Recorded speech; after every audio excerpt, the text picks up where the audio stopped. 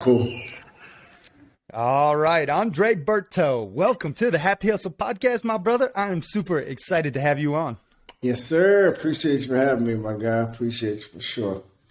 Yeah, man, it's going to be a fun one. I mean, you're a professional boxer. You've held dual American and Haitian citizenship, and you were actually in the Olympics in 2004 as a boxer for the Haitian people, and, down in down as a welterweight world champion, you held two WBC and IBF titles between 2008 and 2011.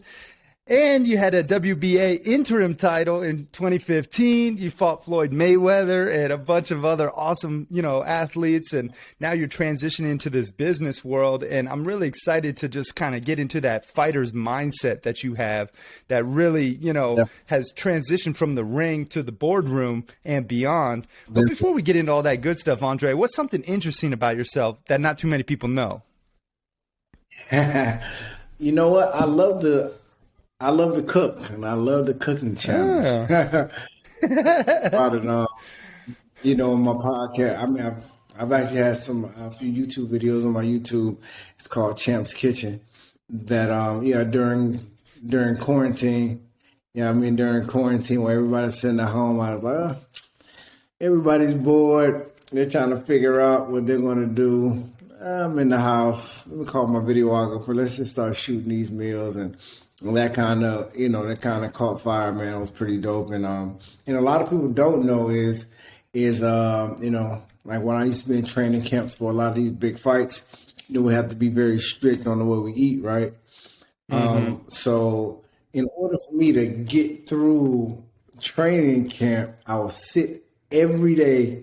I would sit and watch the Food Network. A lot of people would think I'd be punishing myself because what I wanted to eat, but just me seeing things that I enjoy kind of fulfilled that a little bit. And I have a notepad and just write down everything I'm going to eat right after the fight, right after I get off the scale and weigh in. But I love that.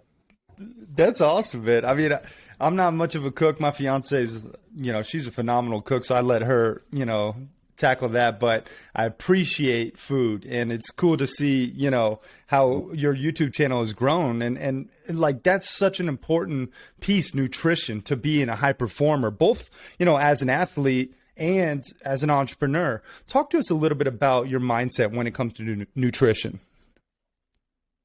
Oh man, it's very vital, for me. I went on a search a few years back to travel to a few different countries to meet a lot of these gurus. And I got a chance to meet the great Dr. Sebi that passed, probably like 7-8 years ago.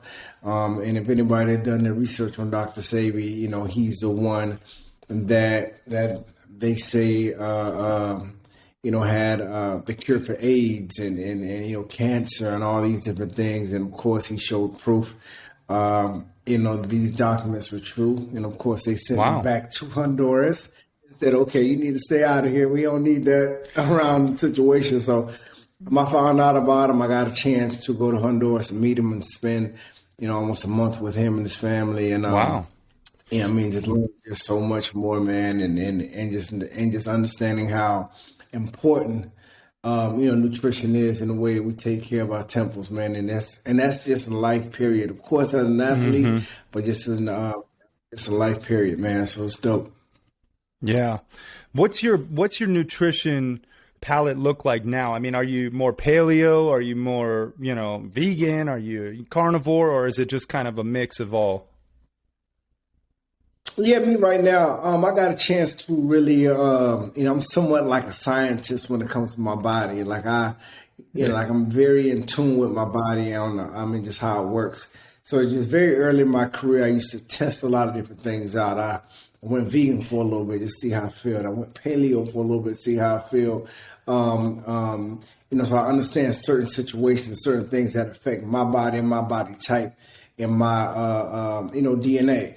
And, me, myself, my body works, really well with proteins and fats.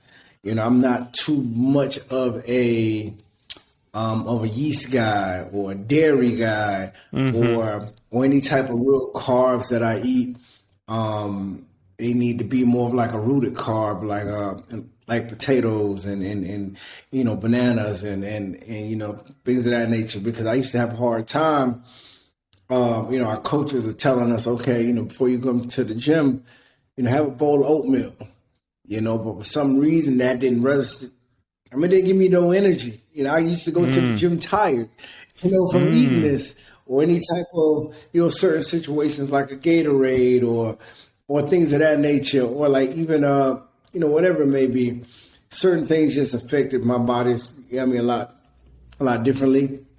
And, so I'm very much so like protein, fats, so I won't have any type of crashes. I'm always on go. Yeah, well, you're absolutely shredded. If you look at some of the pictures of you online, man, I'm just jealous of those abs, like straight up 8-pack, y'all. You got to just Google Andre Berto. I'm telling you, it's whatever you're doing with your food, it's working. So, and I want to transition into the ring. I want to transition to your life as a fighter, and specifically fast forwarding, because I know it wasn't an easy route. We talked a little bit offline, but like you grew up, your dad he fought in, I think, UFC 4. Like he was into MMA. Your brothers and sisters are into MMA. You grew up in the martial arts world, and me being a martial artist myself, I really appreciate the discipline that comes with it. And I want to hear just a little bit of some of that early life and what it took to be great, to be the world champion that you are today. Oh, man, it took a lot of discipline, just like I told you before, even offline, my dad was somewhat of a general, in the household. So everything that we did, some form of, discipline principle, and just meant something. It had to mean something in order for you to feel it. So it didn't matter if we got in trouble. It was 500 push-ups, 500 squats before we went to school. It was, him just teaching us just making us understand, okay, you want to be a boxer, this is what's going to take. And I'm going to make sure to show you and push you to that level to show you how much how it feels to get to that point. Same thing with all my brothers and all my sisters. And if we were bored in the house, if we sat there and watched TV too long, it was like, all right, okay, turn the TV off, move the couches. He'll bring a roll of pennies out like this, and we'll just do 25 push-ups for every penny, and after 45 minutes to an hour, everybody just sweating and just drenching. So my pops was, like I said, he was the general. My mom was the love in the house, so that was our balance. And it just carried us, as we got older. Because we just see a lot of other people, they are very lackluster, when it comes to a lot of things that they want to do, just in life, period. If it's jobs, if it's working out, whatever the case may be. But us, the only thing we knew was to just go extremely hard after everything that we wanted, because we knew that was the only route that we knew to get it done. Mm-hmm. Yeah, man. And that's what it takes to be successful in any capacity, is that discipline. And you mentioned it, and I want to stay here for, just a beat so I can really extract the discipline and then maybe share some with the happy hustlers listening and watching, because I feel like this one topic of discipline, Jocko Willink says discipline equals freedom, right? And if you have discipline, you can achieve anything, really. But if you don't have discipline, life's going to be difficult. It's going to be full of ups and downs. What would you say to someone right now out there who is struggling with discipline, and how they could potentially find that inner strength to be disciplined? Yeah.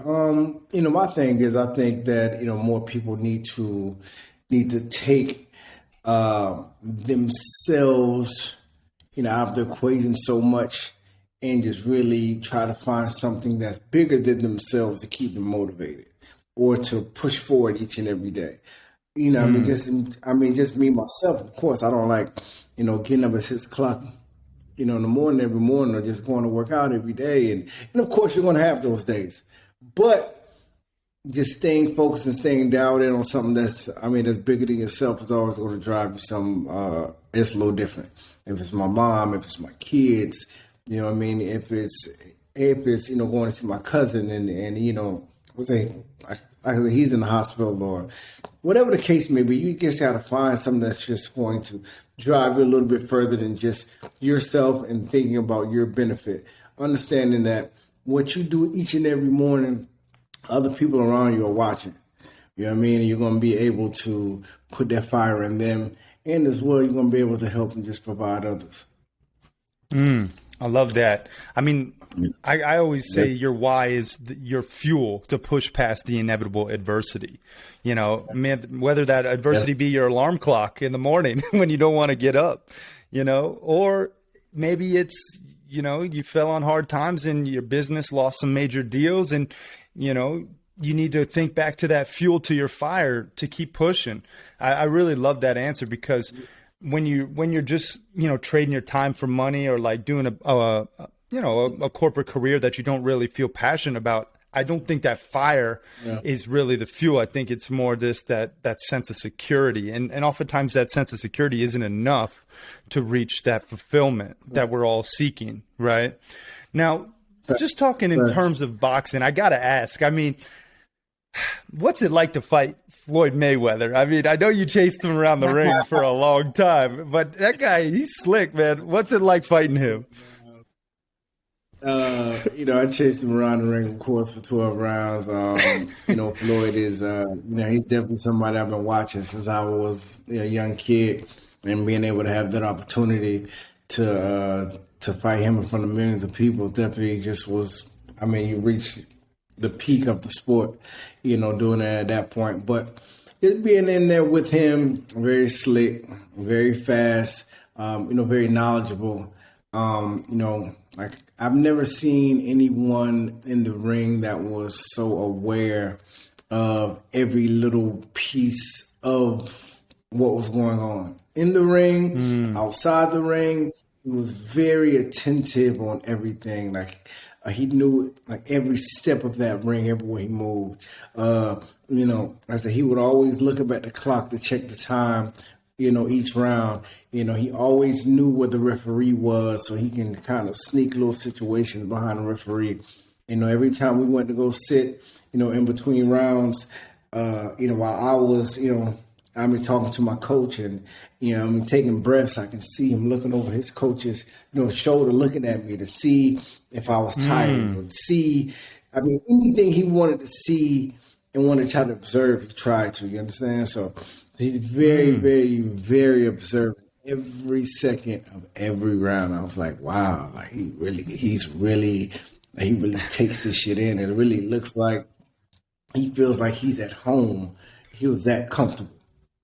And that's super interesting, that response, because, you think about the awareness it takes to be great in business, the awareness it takes to be great as an athlete. Like you have to be self-aware, yes, but you have to be aware of your environment.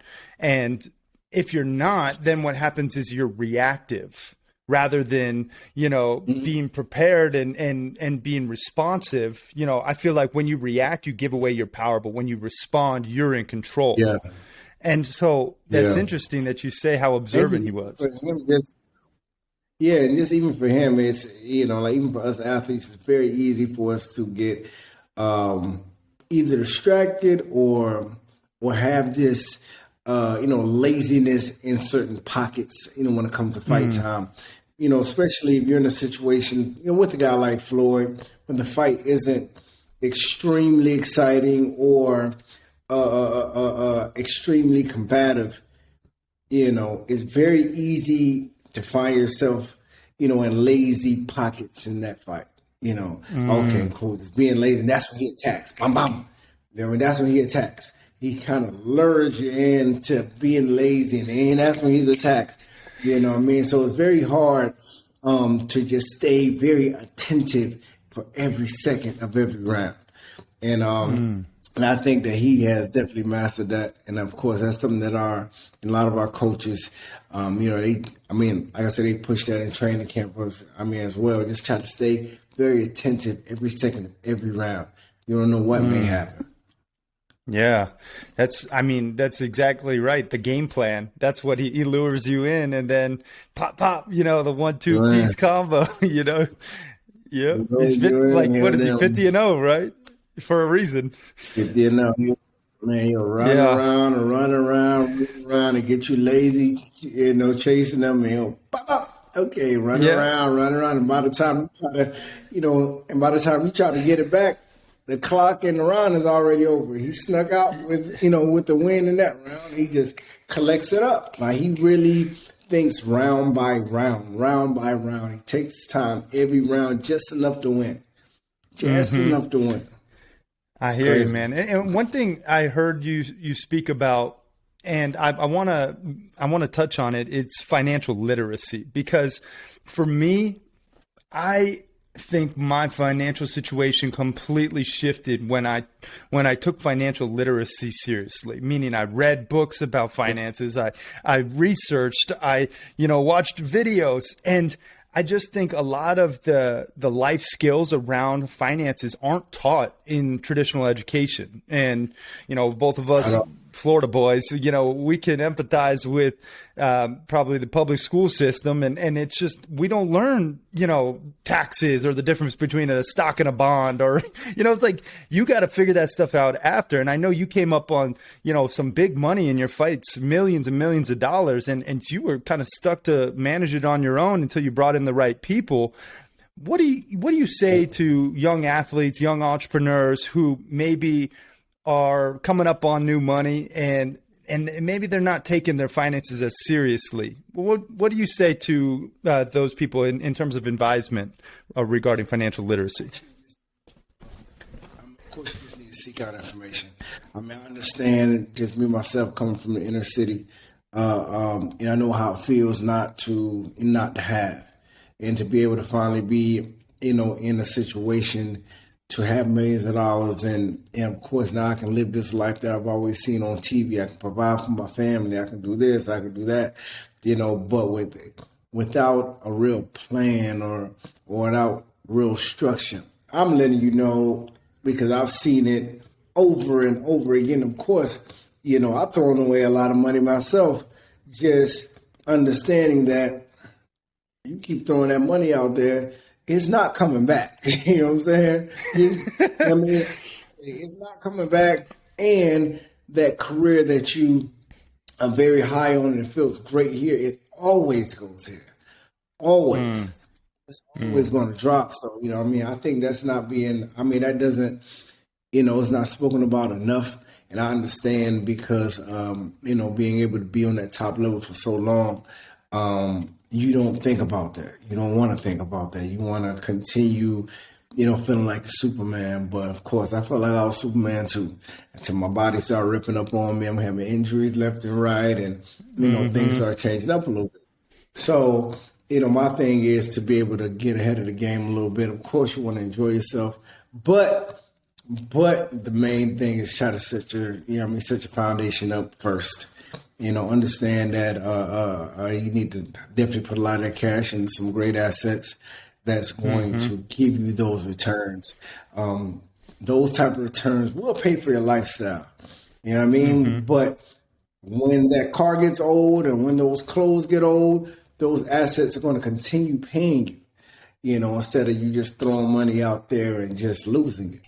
You understand? So just have a plan and sooner or later start putting together a team. Lawyers, business advisors, the right type of people, and you should be good. Yeah.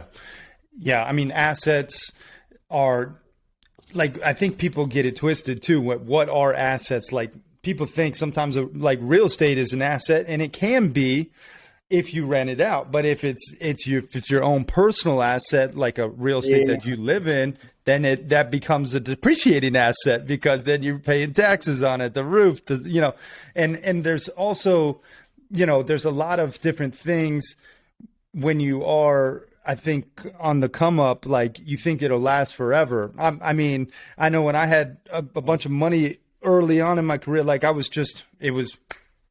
blowing it, because, you think it'll last forever. But as you said, like, there's peaks and there's valleys, and Yeah. As well as declining. Especially for fighters, like it's really tough because you fight, you get you a big check. 6 months later, or 3-4 months later, you fight again. 3-4 months later, you fight again. So I've seen guys, plenty of times. I mean, in between that 3 to 5 to 6 months, they blow it because I fight again in 6 months. I'm gonna get another big one. I'm gonna fight again. And you get so used to that feeling. I mean, it's almost like drug dealing. You know what I'm saying? You get that fast. You get that fast money, you get that fast feeling. It's hard to go and try to start any type of, business that's going to take some time to really build out, so you can really start seeing a return for it. So I understand. Yeah. Well, speaking of, now transitioning into more the entrepreneurship game, I mean, what are you looking forward to? What are you investing in? I know you were talking about, crypto and NFTs, and I know you got your hand in the pot there. What else are you looking at for the future of investments and stepping forward into this business realm? I mean, of course, I've always, been pretty, business savvy, from the beginning of my career, just understanding where I come from and not wanting to ever try to go back. So that's something that I did early and really, invested into a lot of knowledge and really invested into, putting some great people around me, and just building out my financial, foundation early before I started wanting to, like to have a lot of fun.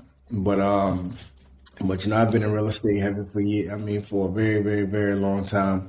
When it comes to properties all through Florida, that's been paying me for a good, 15, 16 years. Nice. Of course, what else I got going on? Of course, I'm invested, heavily in the cryptocurrency and in the NFT space. I got some new ventures that I'm working on right now. I'm excited about.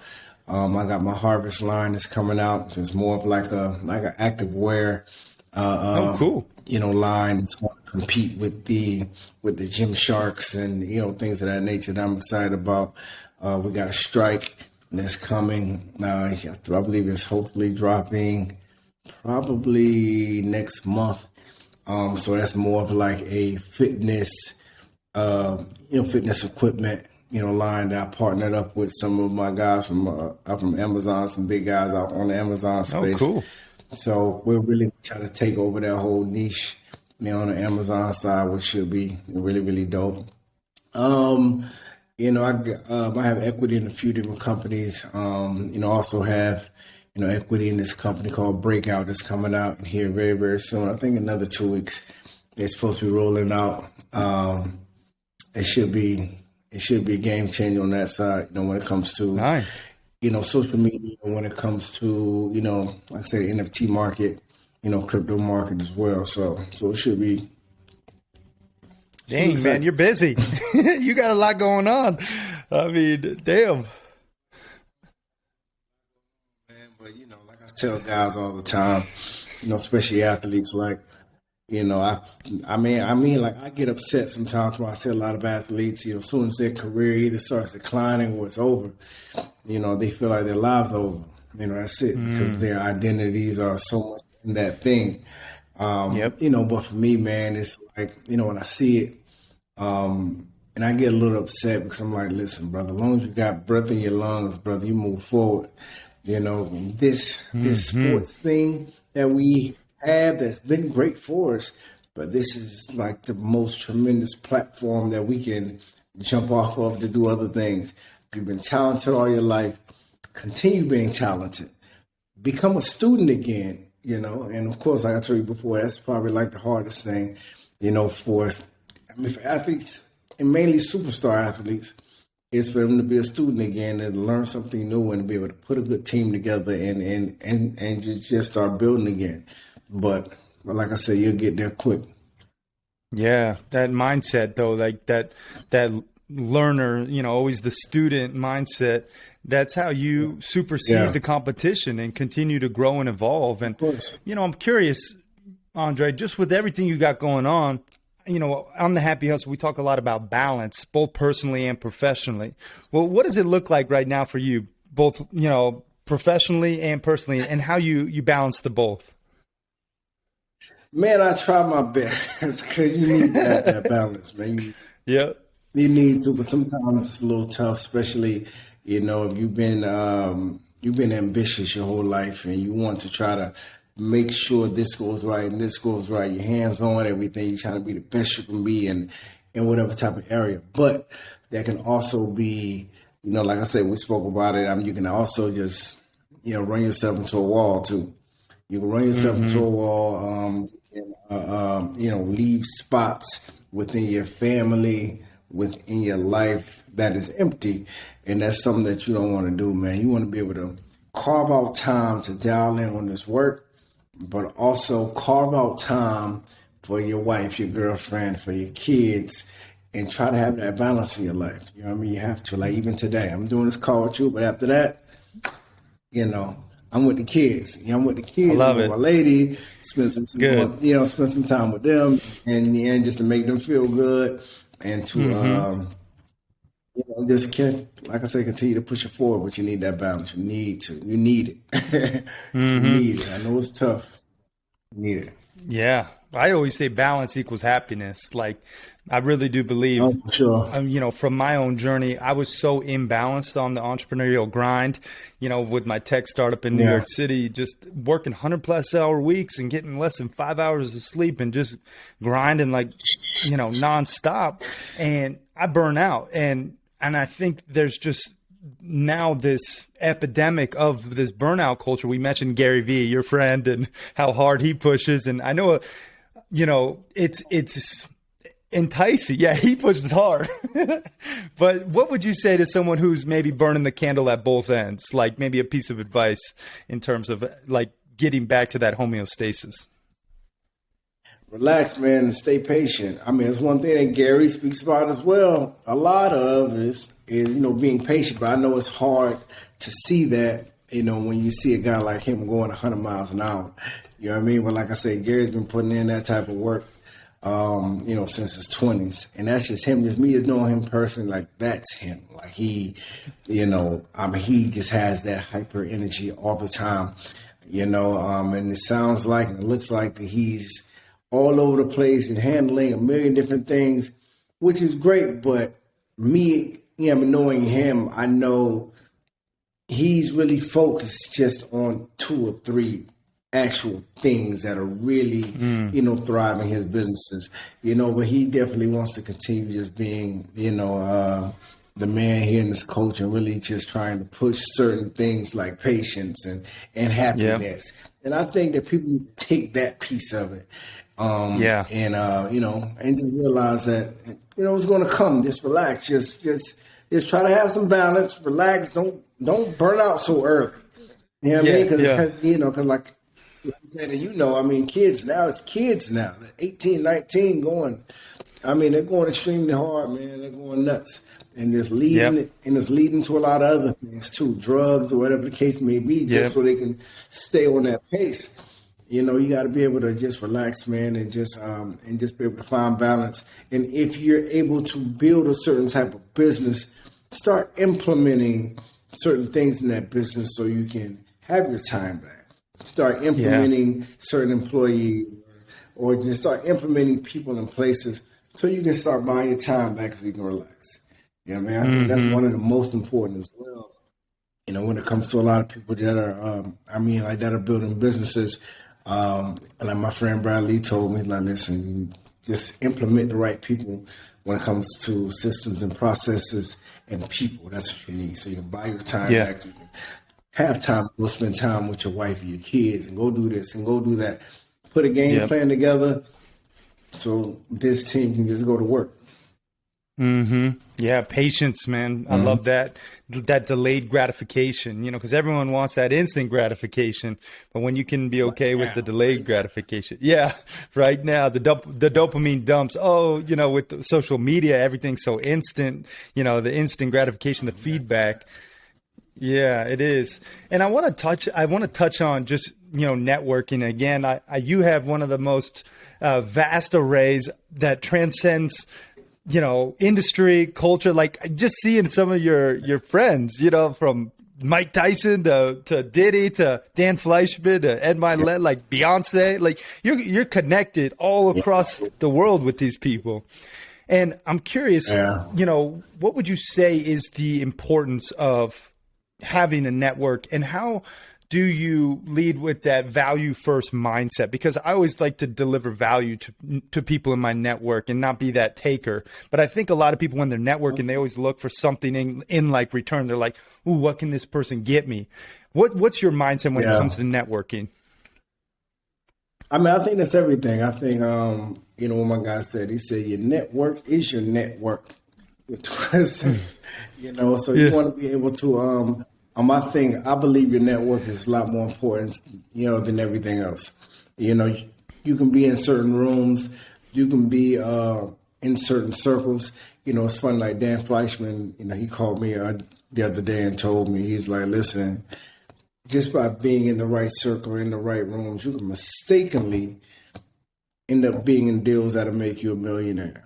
So you have to try to seriously. So you have to be able to get in the right rooms, man. I think it's very important, but you have to make sure to bring value as well, because a lot of these big guys, the Dan Fleischmans, the Andys, whatever case may be, they have people coming at them every day just for information or just for this and for that. You need to at least try to bring some type of value to those guys to pique their interest, to really have them sit down with you or want to have a lunch with you or to be able to, want to try to invest in whatever that you're doing. Try to bring some real value and not just take. For sure. Amen to that, man. That's like the quickest way to lose a friend or lose a potential friend is when you slide in the DMs. Hey, it's like, can I pick your brain? I hear that even at my level. I'm sure you hear it, like nonstop. Yeah. All the time. Okay, here we go. Yeah. Here we go again. Yeah, it was great. Well, this has been amazing, Andre. I do want to ask you a couple of the traditional Happy Hustle questions and then put you through the rapid fire round, and then we'll wrap this bad boy up.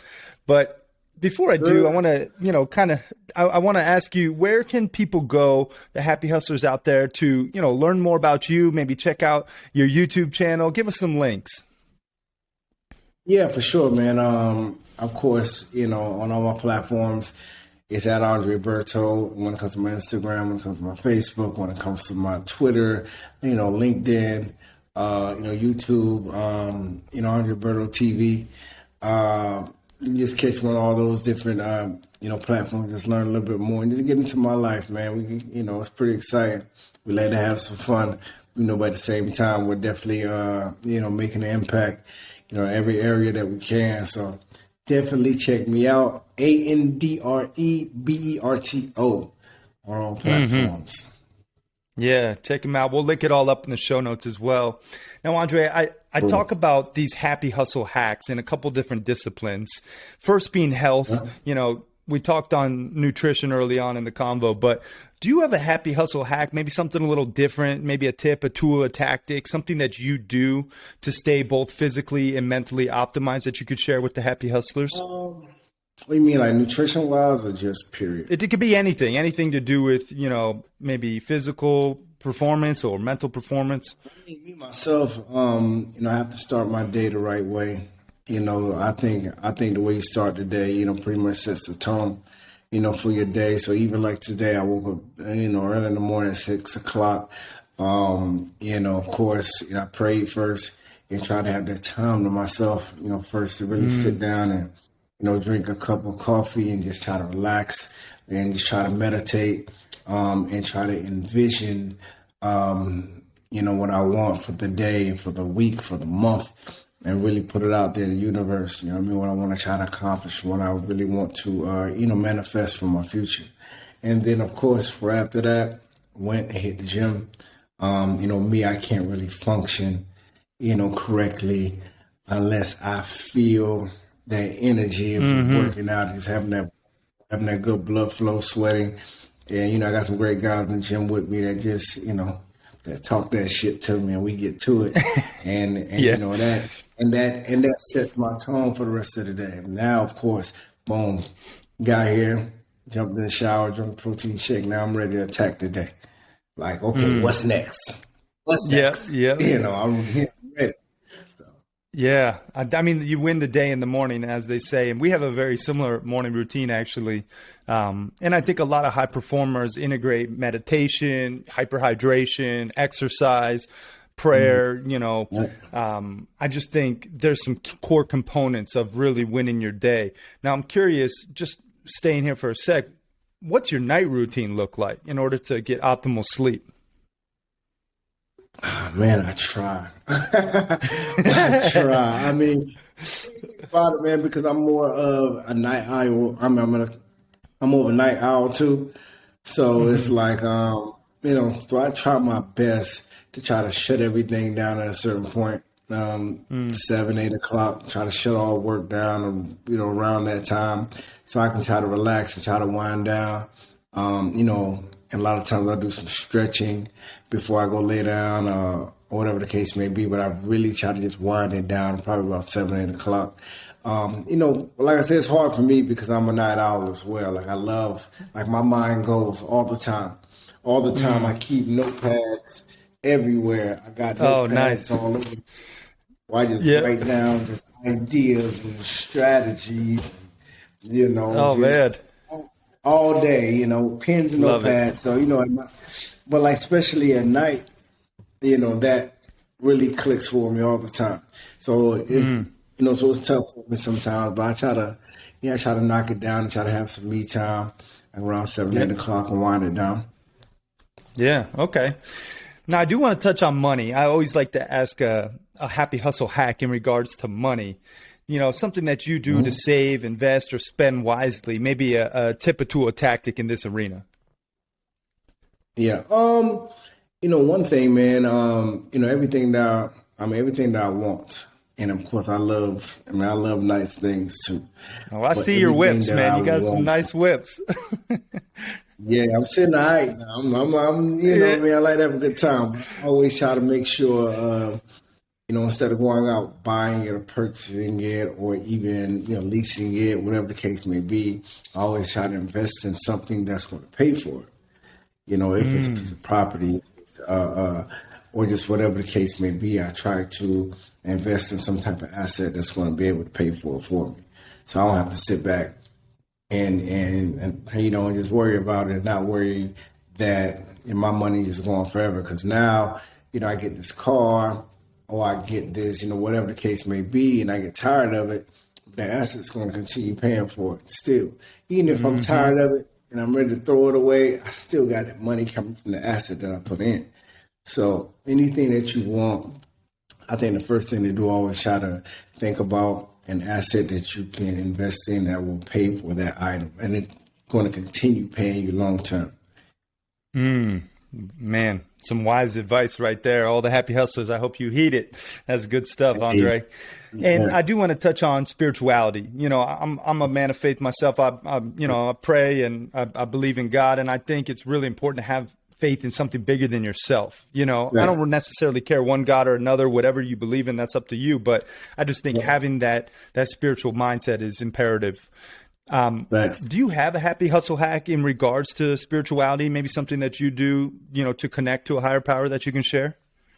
I mean, of course, I'm a man of faith, man, and I think it's like it's necessity, especially like I say in this day and time, to be able to pull from something that's a lot greater than yourself and a lot greater than everything else that's going on. You need it, especially as being a woman or just being a man. Things get tough at times, and since you're in that place of always feeling that you're in control and you can do this or you can do that, a lot of that stuff will just go out your hands, man. You need to pull from something else. So, of course, myself, that's why I take the time in the morning. I take that time at night before I lay down at night, and I pray, and I always And I always ask for strength. I always ask for guidance. I always ask for, for my God to order my steps and just to be with me, because I feel like I need that. I can't do this alone. Like, we can't do life alone at all. It doesn't matter if you're a man, you need your wife, or you need a woman. Yeah. You need that other partner that's going to be able to try to make you complete. Same thing when it comes to business as well. You can try to do it alone if you want to, but you're going to need some other people in place, partners, employees, something so you can scale and go to another level. So it's the same thing just in life, period. You know what I mean? Like, spiritually for me. Yeah. Beautifully said, man. Beautifully said. Now, I do want to put you through the rapid fire round, and this is where I just ask you random questions and you answer honestly. First thing that comes to mind. Are you ready, Andre? Lego. All right. Favorite food? Go. Whoa, Haitian food. Oh, that's good. Favorite movie? Yeah, New Jack City. Okay. Favorite book? Probably Rich Dad Poor Dad. Pretty solid. Yeah. Favorite workout? I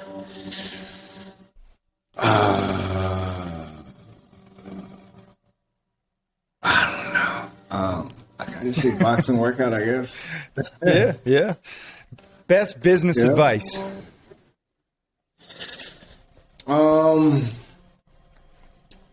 Assets over liabilities.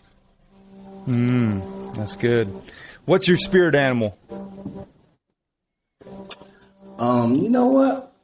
My spirit animal is Tupac. I tell people all the time. I love it. I think my spirit animal is Tupac. Seriously. Oh man, that's the first time I've ever heard that. Oh, that's phenomenal. Really? Yeah. I think seriously, because that just reminds me of me so much growing up. I was a terror out on the street sometimes, but I'll go home. I lock myself in my room. I'm writing poetry. I'm doing this. I'm doing that. Everything that stimulates the brain. That's just how I was, man. I was a tough guy outside the house growing up, but inside I'm listening to slow music. I'm writing poetry. I'm writing goals down. It was weird. I love it. That's awesome, man. 3 things you're most grateful for.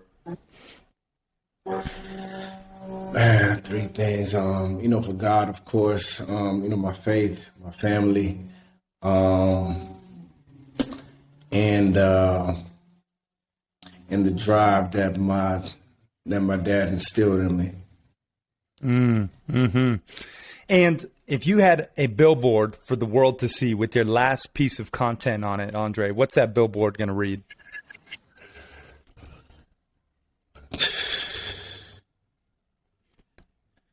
Man, it's going to read legendary. Yeah, I like it. Andre, you crushed that rapid fire round, man. And I just want to take a moment to acknowledge you, brother, just for sharing your love, your light, your wisdom with myself and the Happy Hustlers, man. It's been an honor. And, I just appreciate how you show up in the world and how you're an inspiration, like transcending culture and industry, as well as, going from a world champion in one arena to now another world champion in another with the business game. It's just, it's hard to make that transition successfully. And it's just really cool to see you be that beacon of light for so many others. So I just appreciate and acknowledge you, man. Appreciate it, man. I appreciate it. Thanks for having me.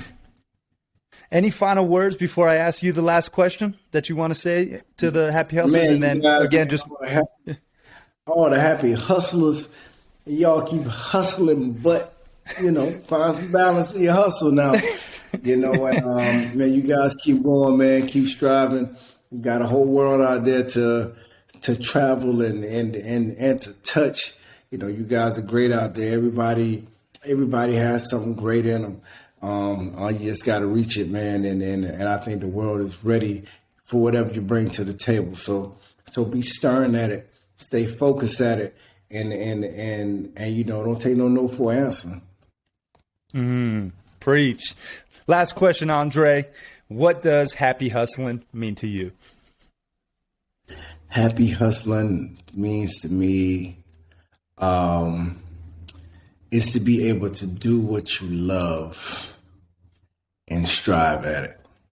It's always great, I think, to be able to genuinely create a business, whatever the case is, that you genuinely love to do, that genuinely wakes you up every morning, knowing that it's not a hassle, knowing that it's just, whatever the case is, but something that you're genuinely happy at doing, that you get up and you love to do every day and you make money with. I mean, that's an ideal situation. I think about DJ Khaled when you, like I said, when you talk about stuff like that, it's one of the most, just me knowing him, just seeing the way that he moves and doing something that he genuinely loves, and got a situation where the people really accept him as a person, him as being him, and he's able to make a lot of money in the process. That's the ideal goal.